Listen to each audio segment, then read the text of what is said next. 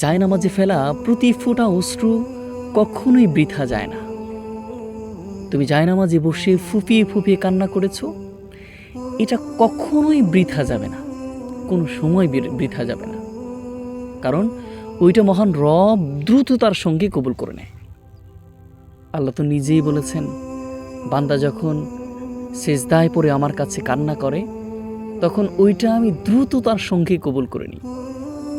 আল্লাহ তোমার চোখের পানিটা সবচাইতে বেশি পছন্দ করে।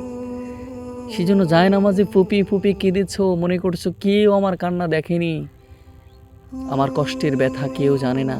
কেউ তোমার কষ্টের ব্যথা যদি নাও জানে, তোমার রব অবশ্যই তোমার জায়নামাজের প্রতি ফোঁটা অশ্রু কখনোই বৃথা যেতে দিবে না, কখনোই নয়।